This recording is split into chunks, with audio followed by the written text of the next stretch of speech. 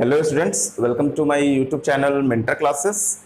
Today we are going to discuss the remaining techniques to separate the solid and liquid mixture. तो इससे पहले वाले class में हमने सॉलिड और लिक्विड मिक्सचर को सेपरेट करने के लिए तीन प्रोसेस ऑलरेडी पढ़ लिया है, जिसमें कि हमने इवेपोरेशन प्रोसेस कवर किया था, फिल्ट्रेशन प्रोसेस और सेंट्रीफ्यूगेशन प्रोसेस। ये तीन प्रोसेस हम ऑलरेडी कवर कर चुके हैं।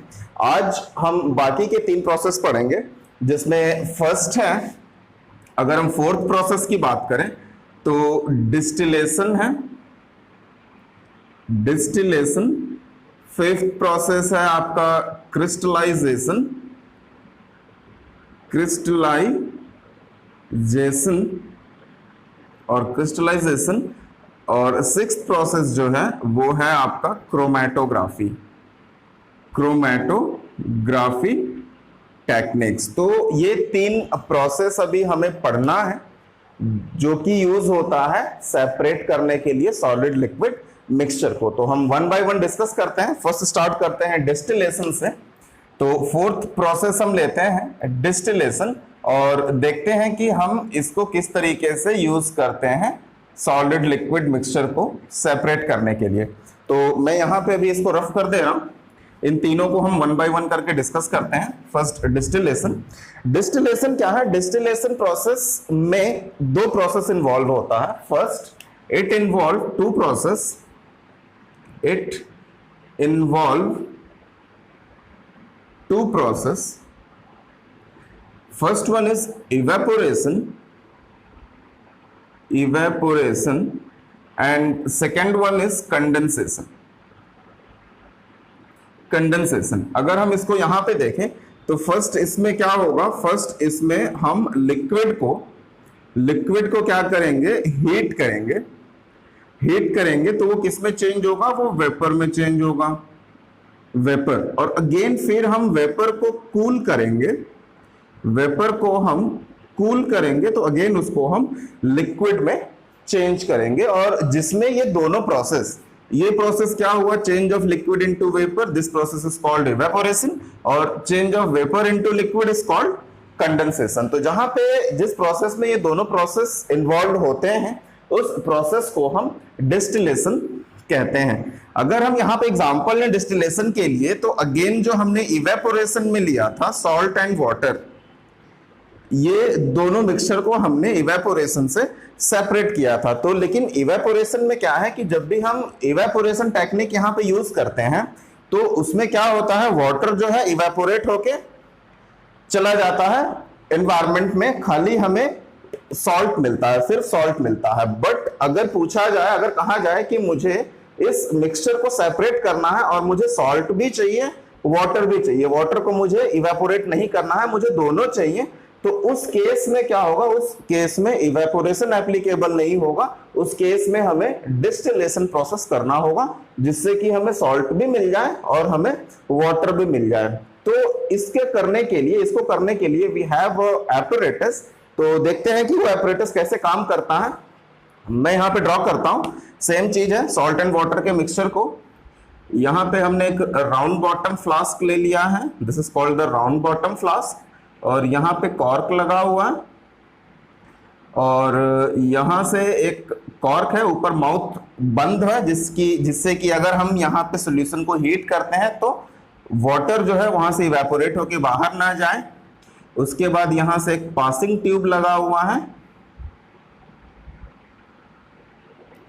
Like this.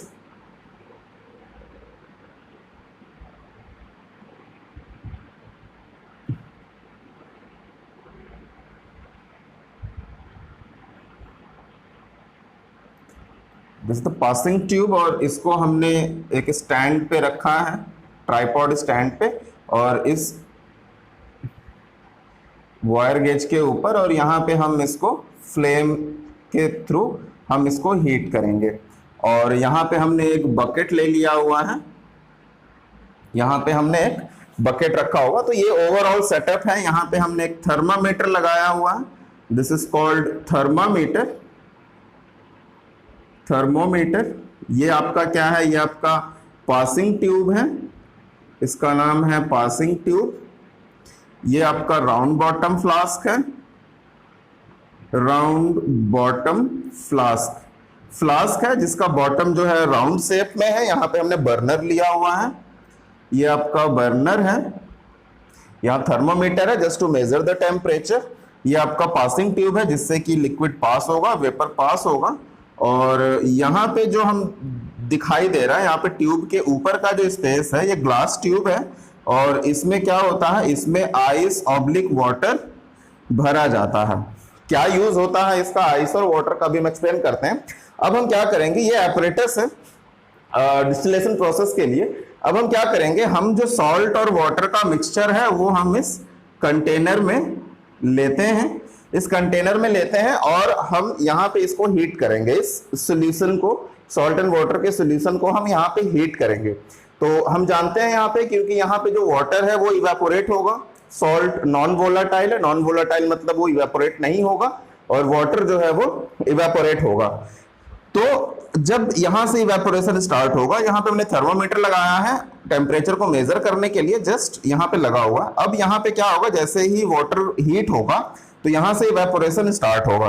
तो इवेपोरेशन जैसे स्टार्ट होगा तो वाटर जो है वेपर के फॉर्म में ऊपर उठने लगता है। यहाँ से जैसे ही वो ऊपर उठेगा तो हमने ऊपर का जो ओपनिंग है इस राउंड बॉटम फ्लास्क का, उसको क्लोज किया हुआ है बाय यूजिंग कॉर्क। तो क्या होगा, वेपर जो है वो इस कैपिलरी से ट्रांसफर होना स्टार्ट होगा। वो जो भाप है वो क्या होगा, वो इस कैपिलरी से ट्रांसफर होना स्टार्ट होगा और यहां से जैसे ही वो ट्रांसफर होगा वो इस कंटेनर में, जो कि आइस ग्लास ट्यूब है, उसमें आता है और उसमें इस कैपिलरी के थ्रू, पासिंग ट्यूब के थ्रू वो ट्रांसफर होगा। तो जैसे ही वो वेपर यहाँ पे आएगा, इस पोर्शन में आता है, तो यहाँ पे क्या होता है, यहाँ पे हमने आइस या फिर वाटर, कोल्ड वाटर को हमने इस यहाँ पे रखा हुआ है, जिसके वजह से क्या होता है, वाटर, जो वाटर वेपर है वो यहाँ पे कंडेंस होना स्टार्ट होता है। कंडेंस का मतलब क्या होता है, ठंडा होना स्टार्ट होता है और वो ठंडा होके फिर वो किस में चेंज हो जाता है, लिक्विड में चेंज हो जाता है। और लिक्विड क्या होता है, वो इस टप में या फिर बॉटल, ग्लास में जो भी हमने लिया हुआ है उसमें क्या होता है, वो कलेक्ट होना स्टार्ट होता है। तो हम इसको कब तक हीट करते हैं, इसको जब तक हीट करेंगे जब तक कि इसके अंदर वाटर होगा।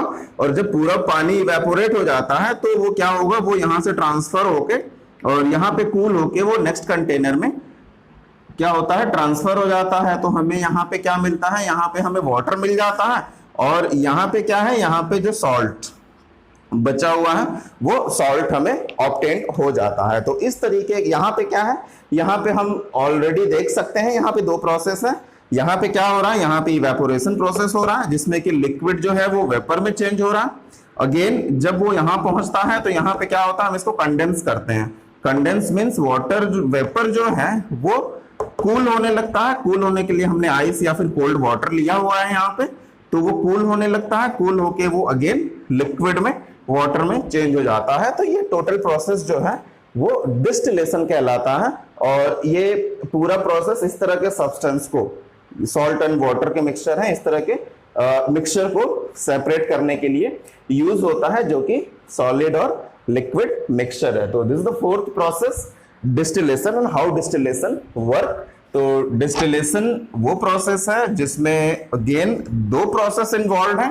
First one is evaporation and the second one is condensation. Now next देखते हैं, next process of separation is crystallization. Now the fifth point is crystallization. Crystallization क्या है, क्रिस्टलाइजेशन का मतलब है कि अगर सॉलिड लिक्विड मिक्सचर है तो उसमें से सॉलिड सॉल्यूशन है, तो सॉलिड को क्रिस्टल के फॉर्म में वापस लेकर आना, क्रिस्टल के फॉर्म में ऑब्टेन्ड करना, that is called the crystallization. तो इसमें क्या करते हैं, इसमें हम कंसंट्रेटेड सॉल्यूशन को हीट करते हैं। क्या करते हैं, we heat in this process, we heat concentrated solution up to its saturation level, and after that we cool it, and after that we cool it to obtain crystal of solute, जो भी उसमें crystal या solid है उसको। तो पहले हम क्या करते हैं, पहले तो हम उसके कंसंट्रेटेड सॉल्यूशन को, इट मींस कि जो भी सॉल्यूशन है, फॉर एग्जांपल अगर हम यहाँ पे एग्जांपल लें तो कॉपर सल्फेट एक ब्लू कलर का सॉलिड सब्सटेंस होता है, कॉपर सल्फेट सॉल्ट है, प्लस वाटर। अगर हम ये मिक्सचर लेते हैं तो ये क्या होगा, इसमें क्या होगा, अगर मुझे कॉपर सल्फेट सॉल्यूशन में से कॉपर सल्फेट और वाटर का अगर सॉल्यूशन है और मुझे उसको सेपरेट करना है, तो फर्स्ट हम क्या करेंगे, फर्स्ट हम इसके सॉल्यूशन को हीट करते हैं। हीट हम कब तक करेंगे, up to their saturation level तक। सैचुरेशन लेवल हम कैसे फाइंड आउट करेंगे, तो वो अभी हम देखते हैं कि सैचुरेशन लेवल क्या होता है और हम कैसे पता करेंगे कि हाँ अभी जो हम हीट कर रहे हैं वो उसके सैचुरेशन लेवल तक पहुंच चुका है, और उसके बाद फिर हमें उसको कूल करना है, और कूल करके फिर हम उसको फिल्टर करके सेपरेट कर सकते हैं। तो इसके लिए क्या होता है, again we have apparatus to separate it. हम क्या करते हैं, हम एक बीकर लेते हैं और बीकर को एक ट्राइपॉड स्टैंड में वायर गेज के मदद से हम इसको यहाँ पे रखते हैं और इसको हम नीचे बर्नर से क्या करेंगे, हीट करेंगे।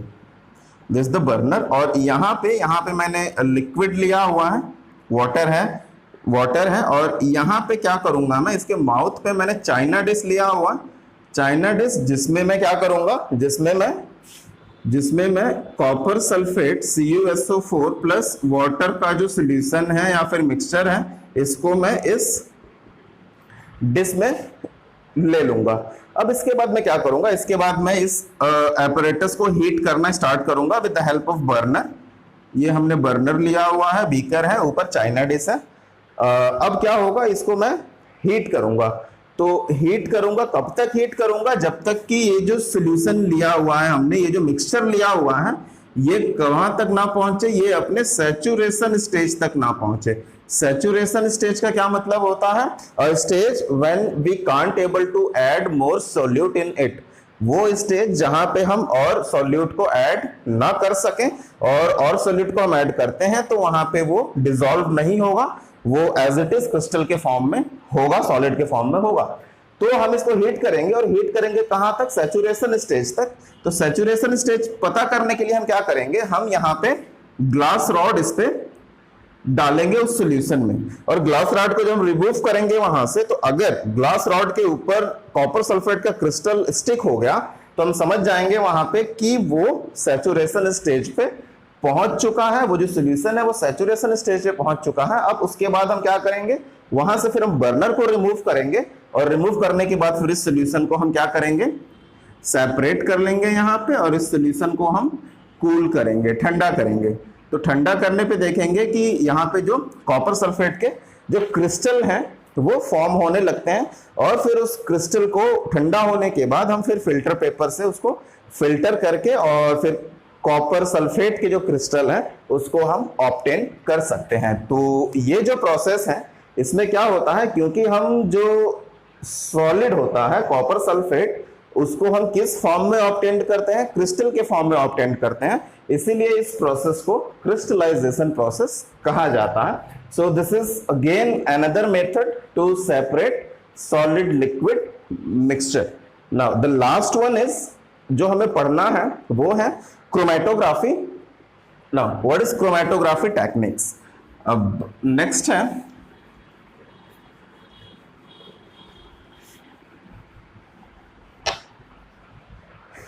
the last one or sixth one is chromatography.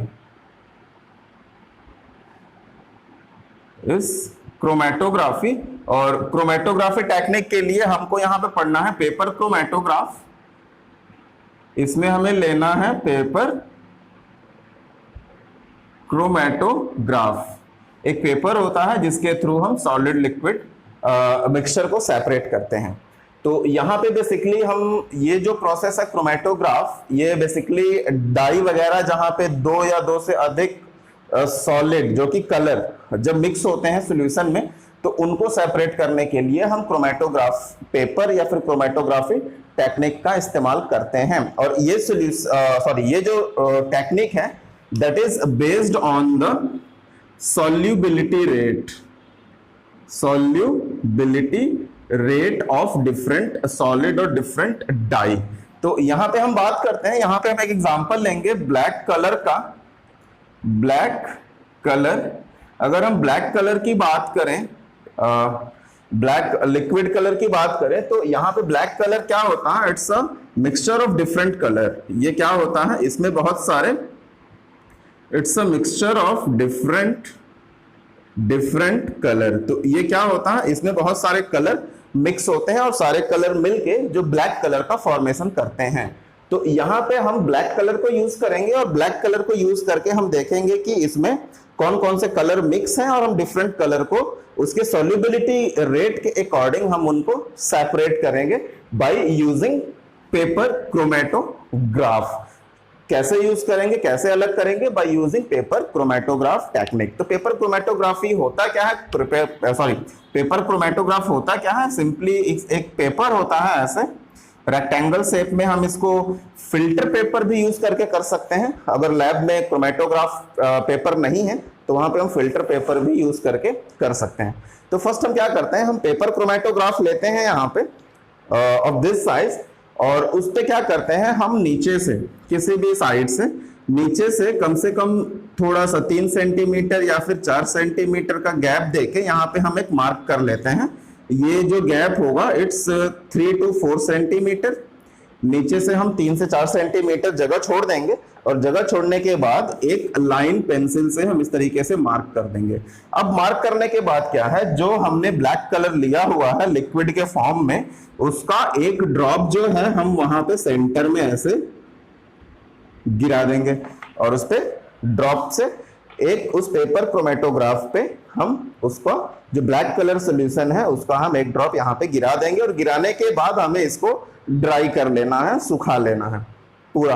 अब सूखने के बाद क्या होगा, सूखने के बाद अगेन हम एक बीकर लेंगे, यहाँ पे बीकर लेंगे और बीकर में हम थोड़ा सा पानी, यहाँ पे इस लेवल तक पानी हम भर देंगे, यहाँ पे वाटर।